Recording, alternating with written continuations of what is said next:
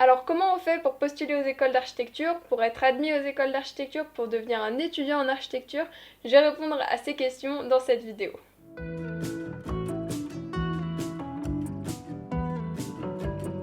Je suis étudiante en première année à l'école d'architecture de Nantes et aujourd'hui je vais t'expliquer comment on fait pour entrer dans les écoles d'architecture et comment on fait pour être admis en école d'architecture. J'essaye d'aider un petit peu les futurs étudiants, les lycéens qui sont intéressés par ce cursus parce qu'on n'a pas beaucoup d'informations quand on n'est pas déjà dedans. J'ai déjà fait 2 vidéos sur les études d'architecture. Ma première vidéo, les études d'architecture, comment ça se passe, et ma deuxième vidéo sur la première année en école d'archi, qu'est-ce qu'on fait, quels cours on a, etc.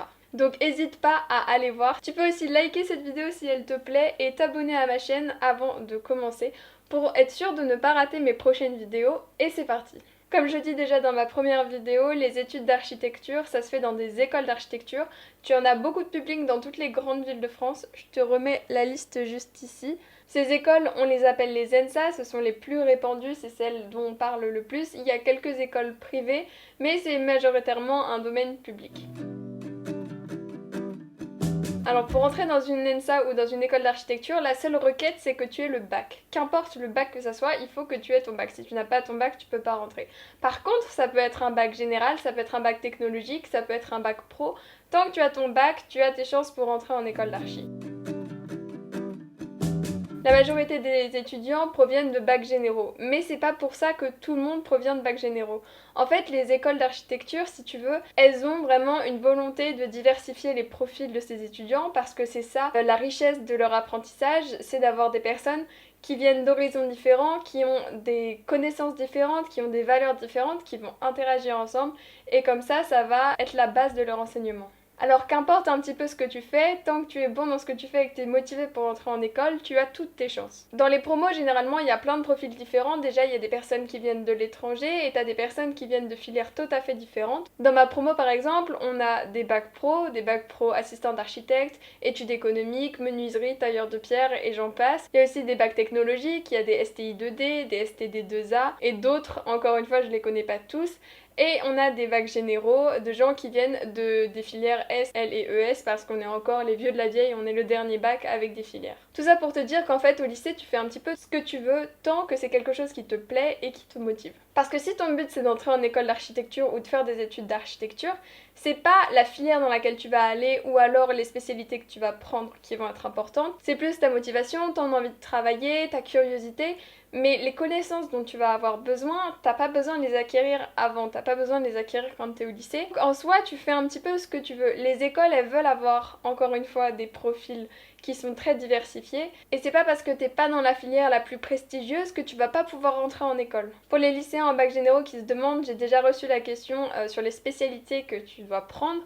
Alors, en soi, encore une fois, tu prends ce que tu veux, tu prends ce qui te fait plaisir, ce qui te motive, là où tu vas travailler, parce qu'il vaut mieux que tu prennes des spécialités qui n'ont pas vraiment de rapport avec l'architecture et que tu travailles, que tu sois motivé et que tu aies un super dossier avec, plutôt que prendre quelque chose comme des maths ou de la physique alors que tu n'en as rien à faire et où tu vas rien faire et où tu auras un mauvais dossier. Maintenant, si tu veux un petit peu t'avancer, avoir des connaissances préalables, t'approcher un petit peu de choses qui pourraient t'aider en archi, tu peux par exemple comme spécialité choisir la géographie, la littérature, les mathématiques, l'art, tu peux faire de la SES. Tout ça c'est des choses qui vont de près ou de loin être associées à un des aspects de l'architecture. Mais quand tu es en études d'archi, tu dois faire tellement de choses différentes, diverses et variées que quoi que tu fasses avant, ça sera utile ensuite quand tu seras en architecture. Au moins, ça te donnera une ouverture d'esprit dont tu auras besoin. Alors te prends pas la tête avec les spécialités, fais ce que tu as envie de faire, fais ce qui te motive à avancer. Si t'es pas sûr d'aller en archi, tu peux aussi prendre les spécialités qui vont te permettre d'accéder à plus de choses. Mais en tout cas, ne te dis pas que si tu ne prends pas spécialement les maths ou spécialement l'art, tu ne pourras pas entrer en école d'archi, c'est totalement faux. Et si tu hésites entre un bac général et un bac technologique, ou alors si tu veux aller en bac pro, tu peux, c'est pas pour ça que les portes des écoles d'archi seront fermées. Et sache que tu peux repostuler aux écoles d'architecture sur Parcoursup après un an de n'importe quel type d'études supérieures. Donc si tu vas faire une licence, un BTS, un DUT, quoi que ce soit, tu peux ensuite repostuler sur Parcoursup un an après et tu es au même niveau que les autres étudiants. Donc si t'es pas trop sûr de ce que tu veux faire ou alors que t'as pas été pris en école d'archi, tu peux toujours repostuler l'année d'après. Par contre, si ça fait déjà 2 ou 3 ans que tu es dans ton DUT ou dans ton BTS, là il va falloir que tu fasses une validation par acquis de l'expérience. C'est plutôt un lien que tu peux faire entre ton DUT ou ton BTS et l'école d'archi, mais tu peux toujours intégrer une école d'archi avec ça. Donc fais ce que tu veux, fais ce que tu aimes, ce qui te motive, ce qui te donne envie de travailler, et avec ça tu auras toutes tes chances pour entrer en école d'archi. Maintenant qu'on a vu que pour le lycée tu es quand même très libre de tes choix et de ce que tu as envie de faire, on va s'attaquer à comment on accède à une école d'architecture. Comment on fait pour postuler à une école d'architecture. Donc la procédure, c'est comme beaucoup d'écoles maintenant, ça se fait via la plateforme Parcoursup et tu vas avoir un dossier avec tes notes de tes 3 trimestres de première et de ton premier trimestre de terminale que les écoles vont étudier. Donc tu dois faire des vœux pour ces écoles. Tu as 10 vœux en tout et des sous-vœux, mais sache que pour les écoles d'architecture, comme je te l'ai dit dans ma vidéo sur les études d'archi, en fait une école prend un vœu entier. Donc t'as pas de sous-vœux, t'as pas accès à des sous-vœux quand tu demandes des écoles d'archi. Une école d'archi, c'est un vœu. Donc en soi, t'as accès que à 10 écoles d'architecture. Et sache aussi qu'il y a des frais pour l'inspection de ton dossier, c'est 91 € par école. Donc quand tu seras sur Parcoursup, tu devras payer 91 € par vœu d'école d'architecture pour qu'ils examinent ton dossier. Donc c'est des frais qu'il faut savoir. Moi je sais que je l'ai découvert quand j'étais sur Parcoursup, ce qui n'était pas la surprise la plus agréable à recevoir. L'étude du dossier, elle dépend en fonction des écoles. Il y en a qui vont regarder toutes les notes au même niveau. Il y en a qui vont regarder que certaines notes. De manière générale, il faut que tu sois assez polyvalent, il faut que tu sois plutôt un bon élève, que tu sois motivé, que tu montres de la détermination. Si tu as un dossier qui correspond aux attentes des écoles, tu vas faire partie des heureux élus qui seront admis à l'entretien. Et donc ça, c'est un entretien oral qui se passe dans chaque école où tu as été admissible. Tu vas devoir prendre rendez-vous via la plateforme Parcoursup et ensuite te rendre dans chaque école, donc dans chaque ville de France où tu as demandé cette école, et assister à un entretien à une date et une heure précise où tu vas te présenter. Et là, c'est un entretien oral face à un jury où tu vas avoir un échange, où tu vas essayer de montrer ta motivation, ce que t'aimes, ce qui t'intéresse, montrer que t'es une personne riche, que t'es une personne cultivée, que t'es une personne curieuse, que t'as envie de faire ce que tu veux faire, que t'es prêt à te donner les moyens, que tu aimes le travail de groupe. Essaye un petit peu de montrer à quel point tu es enthousiaste. T'as pas besoin d'avoir vraiment des connaissances en architecture, tu peux te renseigner avant bien sûr si t'as envie. Je sais qu'il y a certaines écoles aussi qui ont un support visuel de bâtiments architecturaux, mais le but surtout du jury, c'est d'avoir une conversation intéressante avec toi, d'apprendre un petit peu à te connaître, de savoir ce qui te fait vibrer et de savoir si oui ou non tu serais un bon candidat pour être un étudiant en architecture. Tu peux aussi amener des travaux que tu as fait comme support, mais voilà, c'est pas forcément obligé. Prends-les, mais sors-les si tu sens que c'est le bon moment. Te sens pas obligé de montrer ce que tu as fait. Je sais que ça dépend beaucoup des écoles, chaque école fait des entretiens un petit peu différents, mais de manière générale, il faut surtout que tu aies une bonne conversation, te stresse pas trop avec les connaissances que tu peux avoir en architecture. Encore une fois, t'as pas de connaissances requises à avoir quand tu vas rentrer en école. Le but des écoles, c'est à elles de t'apprendre les choses et pas que tu arrives avec déjà un bagage. Une fois que tu as passé ces entretiens, il faut que tu attendes les résultats Parcoursup et là tu sauras si oui ou non tu es accepté dans les différentes écoles. Il va y avoir tout ce qui est liste d'attente, etc. Mais j'espère de tout cœur que tu seras pris dans l'école que tu veux. Pour te donner un ordre d'idée, pour chaque école, il y a environ 2700 demandes candidatures sur Parcoursup, 2500 dossiers qui sont validés, 500 entretiens. Ensuite, tu as des promos d'environ 110 ou 115 personnes. Donc ça reste quand même quelque chose de très sélectif parce qu'on passe de 2700 candidatures à 115 personnes. Par contre, il y a beaucoup d'ENSA, beaucoup d'écoles d'architecture en France, donc dis-toi que tu as quand même tes chances d'avoir une école. Au sujet des ENSA, comme je l'ai dit dans ma première vidéo, chaque ENSA est très différente. Chaque ENSA a des spécialités, a une pédagogie qui est différente. Je te conseille vraiment d'aller te renseigner, de regarder les sites de chaque école, de regarder aussi des témoignages, de voir ce que les gens en disent, pour avoir une bonne idée de comment ça se passe. Et si tu peux aussi, fais les portes ouvertes. Alors je sais que cette année c'est compliqué, mais il y a quand même des portes ouvertes virtuelles et je t'invite vraiment à les faire. Si tu es dans le futur et que du coup tu n'as plus de problème de Covid et qu'il y a des portes ouvertes, vraiment va aux portes ouvertes, va voir les écoles parce que c'est comme ça que tu pourras t'imprégner déjà du lieu.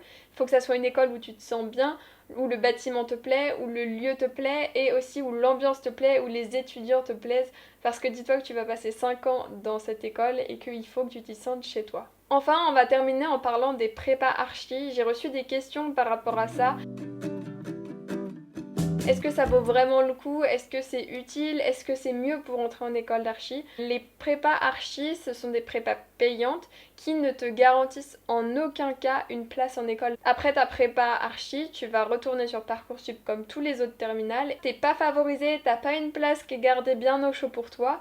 Peut-être que tu as plus de chance, mais on n'a pas vraiment d'informations sur la place des prépas pour les écoles d'archi, mais tu n'es pas favorisé, il faut le savoir, c'est pas parce que tu fais une prépa archi que derrière tu entreras forcément en école. Une prépa archi, qu'est-ce que c'est? C'est un petit peu une introduction à ce que tu vas faire en école, ça va t'apporter du savoir technique, du savoir pratique, tu vas commencer un petit peu à manipuler les logiciels, mais comme je te l'ai déjà dit, les écoles elles attendent pas que tu aies déjà des connaissances préalables. Donc pour moi, il n'y a pas forcément besoin de faire une prépa. Si tu le sens pas d'aller en école directement, tu peux tout à fait faire autre chose. Comme je te l'ai dit, tu peux toujours intégrer les ENSA après un an de n'importe quel type d'études supérieures. Donc si tu veux, tu peux très bien partir en licence en fac et ensuite rebasculer sur une école d'architecture. Et si tu veux faire quelque chose d'un petit peu plus proche de ce qu'on va faire en école d'archi, il y a par exemple les DUT en génie civil ou en génie des matériaux qui sont très adaptés, ou alors les BTS dans le design. Tu as d'autres possibilités que les prépas archi. En tout cas, tu as des possibilités publiques qui peuvent avoir tout à fait autant d'impact qu'une prépa archi. Et si tu fais un DUT ou un BTS, comme je te l'ai dit, tu peux arrêter au bout d'un an pour entrer en école, ou alors au bout de 2 ou 3 ans, tu peux faire, grâce à une passerelle, entrer en école d'archi. Je sais qu'il y a des personnes dans ma promo, par exemple, qui viennent de DUT en génie civil ou de BTS en design, et qui ont intégré, donc eux ils ont déjà leur DUT ou leur BTS, et ils vont faire l'école seulement en 3 ans au lieu de 5. Donc tu vois, il y a des passerelles, c'est pas parce que t'es pas pris à Parcoursup dès le début que tu pourras jamais faire une école d'archi. Comme je te l'ai dit, t'as pas besoin de connaissances préalables pour entrer dans une école, donc t'es pas obligé de faire une prépa. Si t'as envie de le faire, fais-le, fais comme tu veux. J'espère que tout ce que je t'ai dit dans cette vidéo t'aura donné plein d'informations sur comment on fait pour entrer dans une école d'architecture, que ça pourra t'aider si t'es un lycéen ou que tu es un postulant sur Parcoursup cette année pour entrer dans les écoles d'architecture. N'hésite pas à me le mettre dans les commentaires si t'as des questions, n'hésite pas aussi à les mettre. Vraiment, moi je suis là pour y répondre. Je réponds à tous les commentaires sous toutes les vidéos, notamment sur l'architecture parce que je sais qu'on a beaucoup de questions et que souvent on sait pas trop à qui les poser. Donc je suis là pour ça. Si toi aussi t'es un étudiant en architecture et que tu veux rajouter des choses, tu peux aussi les mettre dans les commentaires. Si t'as des idées aussi de vidéos que je pourrais faire, tu peux me les mettre dans les commentaires. Je suis en train de préparer une vidéo sur le double diplôme archi-ingé. Je sais que c'est quelque chose que les gens attendent beaucoup. Mais si t'as d'autres idées de vidéos que je pourrais faire sur l'archi, n'hésite pas à me le mettre. Tu peux aussi liker cette vidéo si elle te plaît, t'abonner à ma chaîne pour être sûr de ne pas rater les prochaines vidéos. Et tu peux aussi aller me suivre sur mon Instagram @louiseblanchette pour voir un petit peu mon quotidien en tant qu'étudiante en architecture. J'espère vraiment, si tu postules sur Parcoursup cette année pour les écoles d'archi, que tu seras pris là où tu veux. En tout cas, je croise les doigts pour toi. Et si tu viens à Nantes, tu peux venir me faire un petit coucou l'année prochaine, je serai trop heureuse de t'accueillir dans notre super école. En tout cas, j'espère que cette vidéo t'a plu, qu'elle t'a aidé. Moi, je te dis à très bientôt dans une prochaine vidéo. C'était Louise Blanche. Ciao, ciao!